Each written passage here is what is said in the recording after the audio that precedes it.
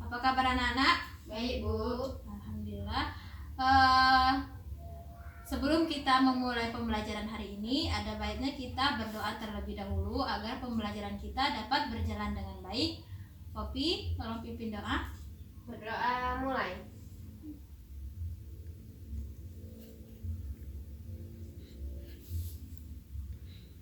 Berdoa selesai. Baiklah. Ada yang nggak masuk hari ini? Ada, Bu. Ada. Ibu absen dulu ya. Putri, Hadir, Bu. Raihan, Sakit, Bu. oke, Popi. Hadir, Bu. Ya, berarti satu orang yang tidak masuk ya. Hadir, Bu. Baiklah, hari ini kita akan belajar tentang ujian dan cobaan. Sebelum Ibu masuk ke materi, ada yang tahu apa sih ujian dan cobaan itu dalam kehidupan sehari-hari? Karena di kehidupan sehari-hari itu kita tidak luput dari ujian dan cobaan. Ada yang bisa? Ya, Putri apa? Kehilangan uang, Bu. Ya, terus tuh ada lagi? Kehilangan barang. Ya, sama. Baiklah, Ibu akan jelaskan tentang ujian dan cobaan itu secara rincinya ya. Ya, Bu. Nah, ini bahwa ujian dan cobaan itu beda-beda tipis. Nah, di mana pengertian dari ujian itu sendiri, anak-anak, yaitu keadaan yang menimpa seseorang dengan tujuan untuk menguji keimanan seseorang itu sendiri, dan apabila dalam proses pengujian itu mereka berhasil dengan ikhlas menjalankannya, maka otomatis keimanan seseorang itu akan bertambah. Dan itu pengertian dari ujian. Sedangkan pengertian dari cobaan ini sendiri yaitu adalah suatu keadaan yang menimpa seseorang dan yang bertujuan untuk melihat ketangguhan keimanan seseorang itu sendiri. Nah, itulah pengertian dari ujian dan cobaan itu sendiri. Nah, sebelum Ibu masuk ke penjelasan selanjutnya, di sini ada macam-macam ujian dan cobaan menurut surat Al-Baqarah ayat 155 sampai dengan 157. Di sini ada 4 ini ujian dan cobaan. Yang pertama yaitu ketakutan. Yang kedua yaitu kelaparan dan kemiskinan. Yang ketiga yaitu kekurangan jiwa.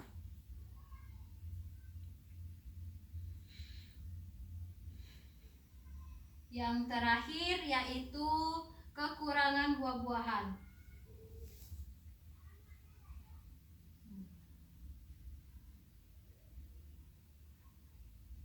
Nah, dari yang pertama kita bahas dulu tentang ketakutan.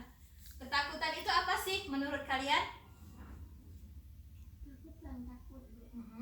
Takut tentang melihat sesuatu ya. Itu bisa jadi ketakutan.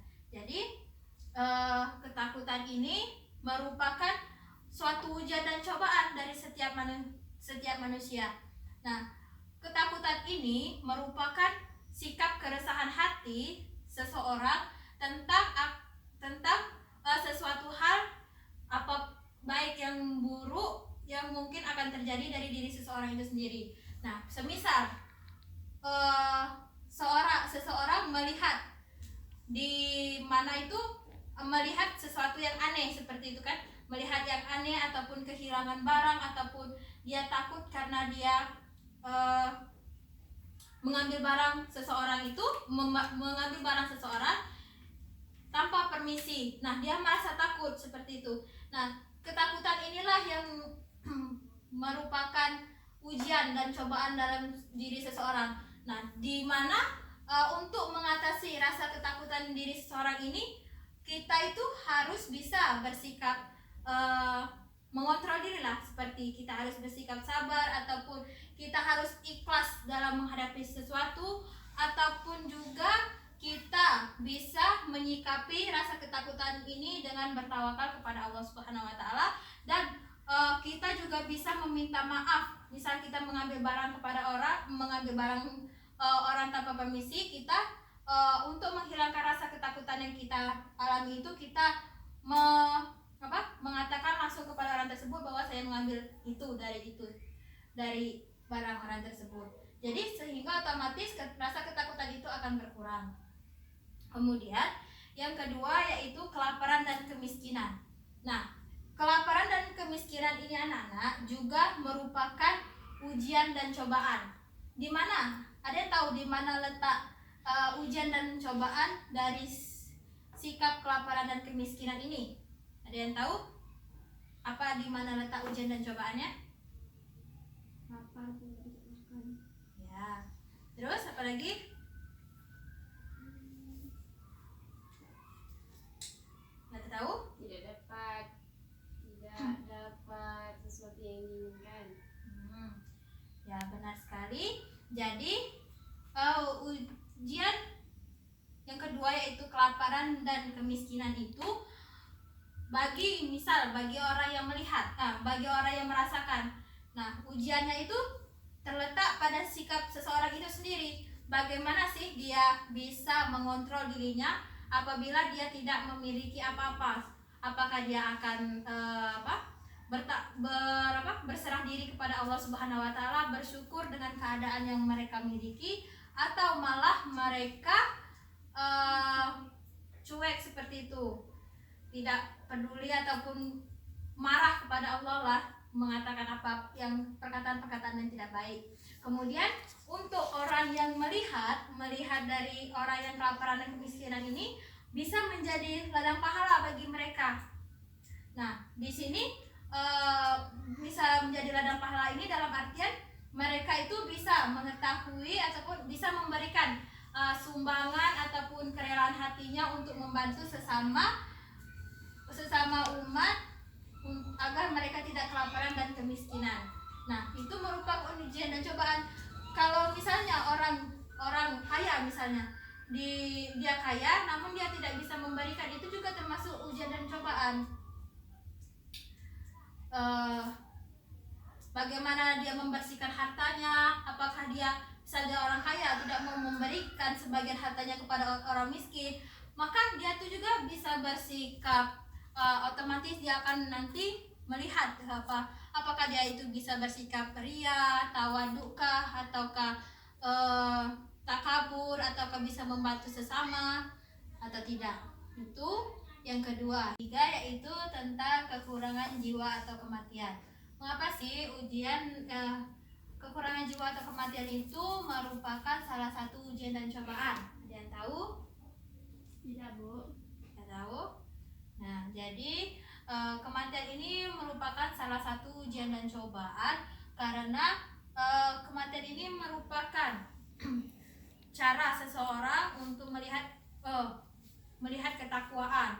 Nah, terutama bagi orang yang ditinggalkan. Karena mengapa? Karena di dalam kehidupan maka semua orang itu pasti akan meninggal dunia. Tidak ada yang kekal abadi di dunia ini, pasti akan meninggal. Jadi di mana letak ujian dan cobaannya? Yaitu letak ujian dan cobaan dari kekurangan jiwa ini atau kematian itu, yaitu bagi orang yang ditinggalkannya. Bagaimana sih cara orang yang ditinggalkan itu bisa menerima keadaan bahwa ada suatu kerabatnya yang telah meninggal dunia? Dia itu harus bisa bersikap sabar, ikhlas dalam menerima keadaan bahwa keluarganya itu sudah tidak ada lagi.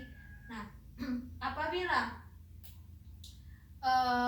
kerabatnya ini tidak bisa menerima keadaan bahwa saudaranya itu sudah meninggal dunia, maka itu sendiri akan menjadi sebuah ujian, karena itu akan menyiksa dirinya sendiri. Seperti itu, dia itu akan selalu berlarut-larut dalam kesedihan, tidak bisa melupakan memori-memori terhadap orang yang masih hidup itu sendiri. Jadi akan sulit beliau melepas rasa sedihnya itu. Jadi tingkat ujian dan cobaan itu bagaimana sih orang yang ditinggalkan dari orang yang meninggal ini dapat menerima keadaan bahwa kerabatnya sudah meninggal dan mereka harus bersikap sabar, ikhlas dengan keadaan yang dialami. Kemudian yang terakhir adalah kekurangan buah-buahan. Di dalam kekurangan buah-buahan ini kita lihat sendiri. Misalnya kita pergi ke pasar kan, melihat banyak orang yang berjualan buah-buahan. Nah, di situ kan banyak buah-buahan yang terletak yang diambil oleh penjual buah-buahan itu, sedangkan pembelinya berkurang dan harganya pun menurun seperti itu, sehingga harganya melonjak tinggi, sehingga pembeli itu kan tidak bisa membeli makanan ini sendiri tadi. Jadi letak ujian dan cobanya itu yaitu bagaimana sih orang penjual buah-buahan itu dapat menyikapi jikalau buah-buahannya itu tidak laku, banyak yang terbuang. Apakah dia akan bersabar dalam menghadapi ujian ini, untung dan rugi dari sebuah untung dan rugi dari sebuah penjualan tadi. Nah, kalau misalnya orang itu tidak bisa bersikap sabar, maka dia itu akan kayak saja saya ini berjualan, kalau tidak ada pembeli saya banyak kerugiannya, tidak ada untungnya. Padahal kalau kita lihat sendiri, kalau dalam proses orang berjualan itu memang otomatis ada untung dan rugi. Tidak mungkin seseorang itu harus untung terus, pasti ada kalanya beliau akan rugi. Jadi titik ujian dan cobanya itu bagaimana seseorang penjual itu dapat menyikapi apabila buah-buahan atau jualannya itu tidak laku di pasaran. Nah, itulah sedikit tentang pengertian, kemudian macam-macam dan ujian dan cobaan. Selanjutnya yaitu tentang hadis ujian dan cobaan. Tolong Putri, tolong bacakan. Dari Su'aib, dia berkata, Rasulullah bersabda, sesungguhnya menakjubkan keadaan orang yang beriman karena semua urusannya baik. Hal itu tidak bisa diraih seorang pun selain orang yang beriman. Jika mendapatkan kesenangan, dia pun bersyukur dan itu baik baginya. Jika tertimpa musibah, dia pun bersabar dan itu adalah baik baginya. Hadis riwayat Muslim, hadis nomor 5318. Nah, itu hadis tentang ujian dan cobaan. Jadi menyikapi dari hadis tersebut bahwa kandungannya yang terdapat dari hadis itu tuh yang pertama yaitu adalah cara kita ataupun menunjukkan tentang sikap orang yang beriman itu seperti apa dalam menghadapi ujian dan cobaan. Di mana sikap dalam menghadapi ujian dan cobaan itu ada dua. Yang pertama, bersyukur apabila diberi kesenangan. Jadi jikalau seseorang itu sedang diberikan kesenangan, misalnya keadaannya cukup, keuangannya cukup, bisa pergi kemana-mana, nah dia itu harus bersyukur dengan keadaan yang diterima. Kalau dia tidak bersyukur, berarti disitulah kita bisa melihat bahwa orang itu beriman atau tidak. Nah, yang kedua yaitu tentang bagaimana sikap tentang menghadapi cobaan.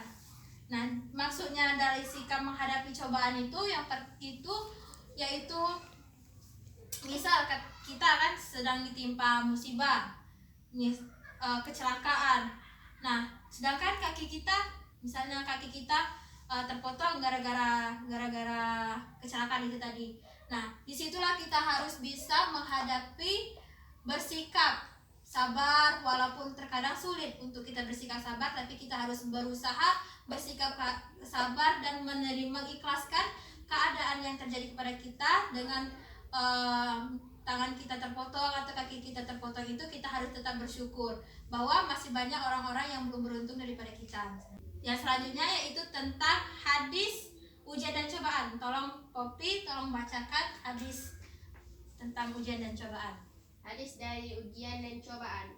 Dari Mus'ab bin Sa'ad dari ayahnya berkata, aku berkata, wahai Rasulullah, siapakah manusia yang paling berat ujiannya? Dia menjawab, para nabi. Kemudian yang sepertinya, sesungguh seseorang itu diuji berdasarkan agamanya. Bila agamanya kuat, ujiannya pun berat. Sebaliknya, bila agamanya lemah, ia diuji berdasarkan agamanya. Ujian tidak akan berhenti menimpa seseorang hamba hingga ia berjalan di muka bumi dengan tidak mempunyai kesalahan. Hadis riwayat Tirmizi 2322. Isi kandungan dari tingkat hadis tentang tingkat ujian dan cobaan yaitu memberikan petunjuk bagi seseorang bagaimana seharusnya menyikapi ujian dan cobaan yang dihadapi. Nah, ujian dan cobaan yang dihadapi itulah yang menjadi tolak ukur dari keimanan seseorang itu sendiri. Nah, mungkin itulah materi yang dapat Ibu sampaikan. Apakah sudah paham semua dari awal sampai akhir? Sudah. Nah, kalau kalian sudah paham, Ibu tutup pembelajaran kita pada hari ini. Apabila terdapat kesalahan, Ibu mohon maaf, kepada Allah Ibu mohon ampun. Ibu akhiri, wabillahi taufiq wal hidayah. Wassalamualaikum warahmatullahi wabarakatuh. Waalaikumsalam warahmatullahi wabarakatuh.